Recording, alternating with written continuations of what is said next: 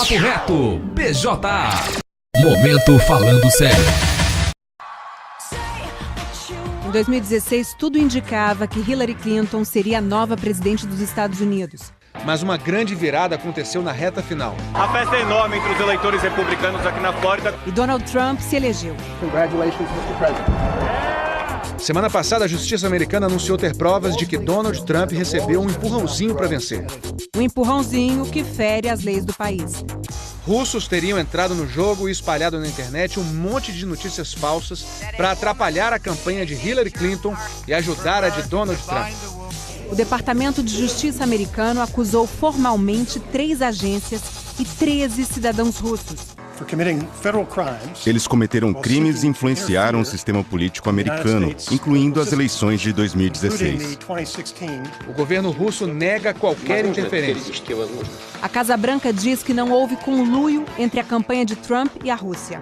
O presidente falou que nada disso teve impacto no resultado das urnas. Mas a justiça acredita que os russos continuam estimulando a divisão do país nas redes sociais. Aqui no Brasil, a ameaça das chamadas fake news também é motivo de preocupação.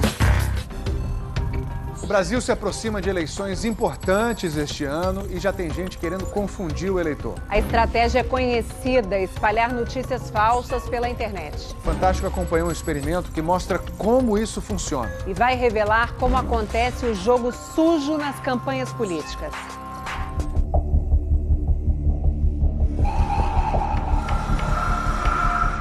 É uma caçada no subterrâneo. A Federal chegou muito perto da gente.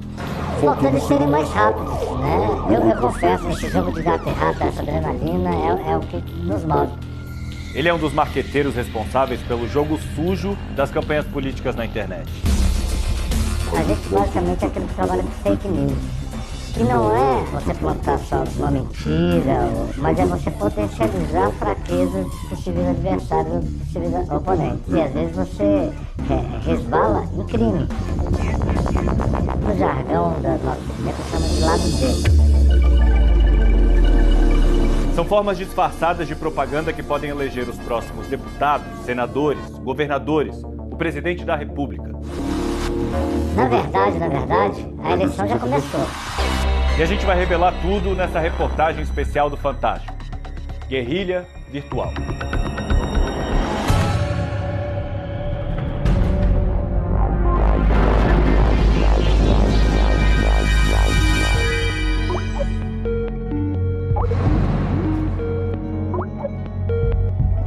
E aí, professor Guido, tá tudo pronto para começar aí? Tudo pronto. Para você entender como tudo funciona, a gente acompanhou um experimento do Laboratório de Aplicações de Vídeo Digital da Universidade Federal da Paraíba. A gente vai mostrar passo a passo como uma notícia falsa é criada, espalhada e para que ela serve. É a parte mais divertida da eleição. É jogo de cachorro grande, é jogo de tubarão, não cabe amador nesse jogo. Eles já estão trabalhando no Brasil. E o que se ensaia é uma reprodução do que aconteceu aqui nos Estados Unidos na campanha para as últimas eleições presidenciais. Eles vão usar a internet para plantar boato, espalhar mentira, disseminar confusão, criar grupos de ódio. O primeiro passo é a criação da notícia falsa. O professor Guido Lemos e os alunos dele usaram uma história inofensiva. Um paranormal russo que teria previsto a vitória do Brasil na Copa desse ano. Professor, e os sites parecem bem reais, né? Isso, os sites estão bem bacanas, quer dizer, até agora ninguém questionou a fonte, né, da notícia. Mas e por que vocês fizeram 3 sites? A ideia é o seguinte, quem acessa a informação no site, no portal Gazeta Rio, a gente coloca como fonte da informação um site de Manchester, um site do Reino Unido, que dá credibilidade à informação que está publicada. Bom, quem está acessando o Voice of Manchester, como se trata de uma notícia que fala sobre um russo, sobre a Copa da Rússia, a gente colocou um link do Voice of Manchester para o site russo. Mas nas campanhas políticas, como você deve imaginar, os boatos são muito mais cabeludos do que a previsão do Hexa. Já criei alguns boatos. Já criamos boatos de ter prendido mala de dinheiro, que seria pago para compra de votos. O lado B, ele faz isso, ele coloca a pulga atrás da orelha. E se eu dissesse que hoje em dia quem começa a espalhar essas mentiras não são nem humanos, e sim robôs? Existem programas de computador que criam uma espécie de pessoa automática e fica mandando mensagem à torta e à direita. A gente está programando um robô que vai reagir à utilização da palavra-chave que a gente definiu dentro da nossa hashtag. Na medida que essa hashtag for sendo utilizada, ele vai já automaticamente republicando o conteúdo. São os Pinóquios virtuais. Como na história infantil, eles são mentirosos, mas muito mais maliciosos e rápidos. O robô ele vai disparar informação a cada 2 segundos, o que é humanamente impossível. Robôs já participam e promovem discussões políticas no Brasil. Por exemplo, as eleições, processo de impeachment, chegou a um número de interações a partir de notícias que foram difundidas por robôs, etc., de quase 21% nas redes sociais. E isso é um dado bastante dramático.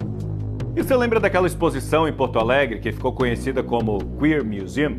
Foi alvo de protestos. Um grupo de pessoas achou que as obras promoviam pedofilia e zoofilia. A Fundação Getúlio Vargas fez um estudo sobre esse caso. Os pesquisadores descobriram que 13% de todas as postagens contrárias à mostra e outras 7% a favor foram feitas por robôs. E o final da história você conhece. A exposição foi cancelada e criou o maior debate que extrapolou a área da cultura e virou discussão política. Os seguidores de Donald Trump, em torno de 30% a 35% deles são robôs, são perfis que são criados para divulgar informação nas redes sociais. É praticamente impossível descobrir que você está conversando com um robô, com um perfil que não corresponde a uma pessoa que existe no mundo real. E muitas vezes é a gente que entra no jogo e acaba compartilhando sem querer uma notícia falsa. O objetivo é esse, né? Que pessoas reais acreditem no que os robôs estão falando e reproduzam. Isso. E a mentira é celebrada. E eu tenho muito prazer de ver o resultado das minhas estratégias. De você jogar uma isca e ver o peixe morder a isca. Na hora que você lê uma matéria e que você acha que é verdade, não checou a fonte e você passou para frente, você faz parte do fake news. Por isso, só compartilhe notícias que você tenha certeza que são verdadeiras. Se o texto não tiver sido publicado em sites da imprensa profissional, o risco de ser boato é grande. Se a história parecer muito estranha, mesmo que ela tenha sido atribuída a fontes do jornalismo profissional, desconfie. Há muitas falsificações, páginas que imitam o visual dos veículos que praticam o jornalismo profissional só para enganar você. Então faça uma pesquisa, acesse o site verdadeiro, vá até a área de busca e confira se a reportagem foi mesmo postada lá. Procure também se informar sobre os serviços que desmentem boatos. Eles estão presentes em muitos veículos de jornalismo. O portal G1, por exemplo, tem a seção É ou Não É, que desmente notícias falsas na internet. E existe uma outra tecnologia que faz esses boatos serem espalhados de forma mais eficaz. Tá vendo isso aqui? Esse rastro não existe no mundo real, mas cada passo que você dá está armazenado dentro do seu celular, quer você queira, quer não. E também, as empresas sabem, todos os sites que você visita, que você compra, quem são seus amigos, seus e-mails, suas conversas pessoais. E tem empresas que vivem só de comprar, revender e analisar esses dados. Com isso, elas são capazes de saber o que você está pensando, o que você está sentindo e mais, o que um país inteiro está pensando e está sentindo naquele momento.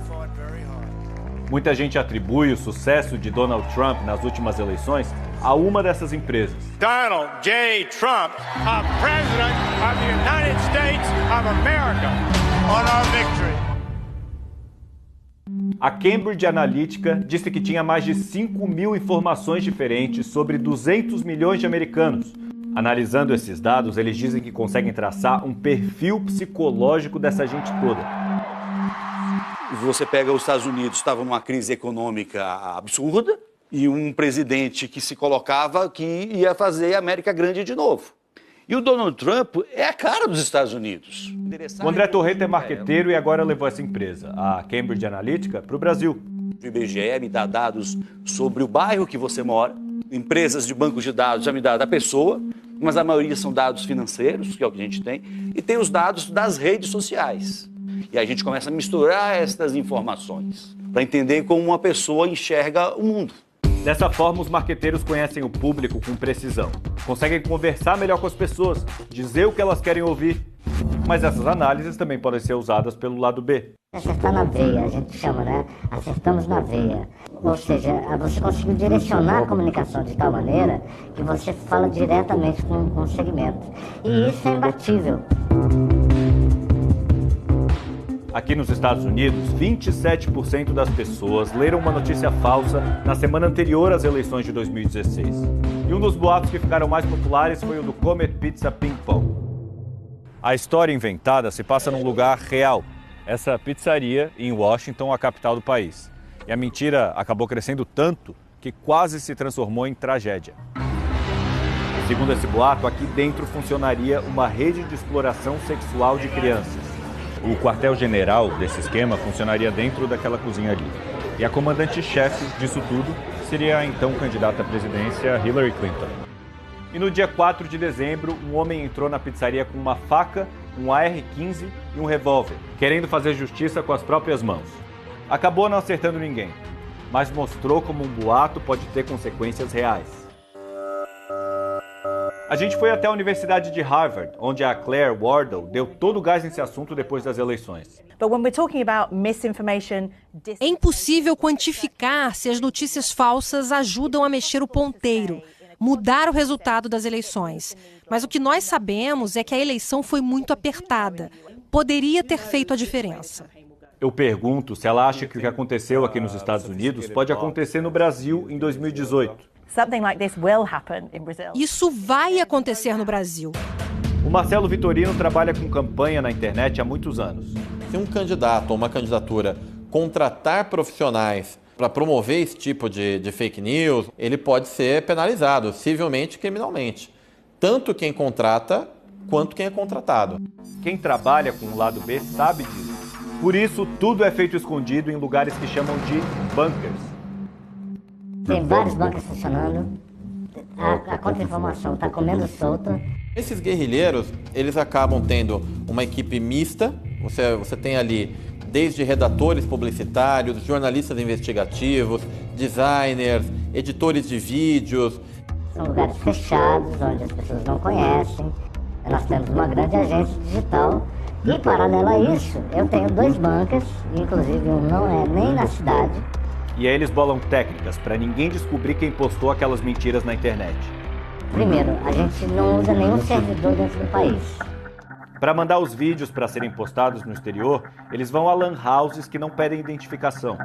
Depois que ele postou, que ele plantou a semente, aí, adeus.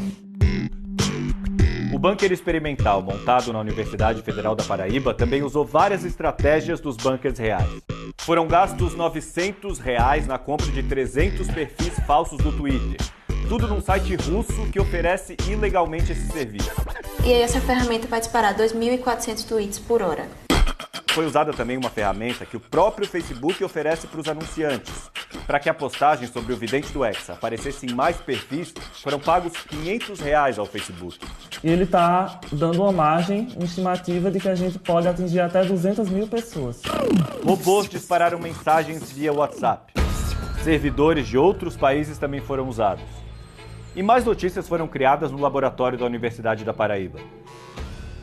Depois de 4 semanas de trabalho, foi feito um balanço do resultado. Quem cuidou dessa parte do experimento foi o Instituto Nacional de Ciência e Tecnologia Cyber, uma parceria da Universidade Federal de Minas Gerais com a PUC Minas. Mesmo com uma ação que foi razoavelmente simples e limitada e utilizando poucos recursos, o impacto que ela causou na rede foi bastante visível. 200 mil pessoas viram as notícias falsas pelo Facebook. Outras 25 mil leram diretamente nos portais criados. E foram mais de 40 mil menções no Twitter. Num contexto de eleições, você provavelmente utilizaria uma estrutura muito maior e essa estrutura ela pode permitir sim que todos os eleitores, pelo menos aqueles que usam as mídias sociais, sejam alcançados. O Twitter diz que a hashtag Vidente do Hexa praticamente não teve visibilidade, além da rede de robôs que foi criada. E informou que, desde junho do ano passado, a empresa removeu mais de 220 mil contas que violavam suas regras e eram responsáveis por mais de 2 bilhões e 200 mil tweets. Em nota, o Facebook disse que está trabalhando para remover contas falsas.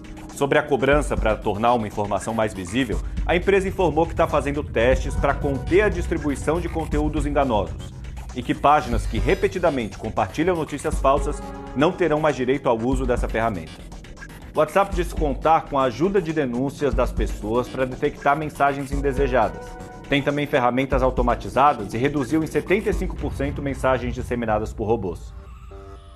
No começo desse mês, o ministro Luiz Fux assumiu o Tribunal Superior Eleitoral e anunciou que o combate às notícias falsas nas eleições vai ser uma prioridade. O TSE não pretende assistir passivamente o cometimento desses ilícitos.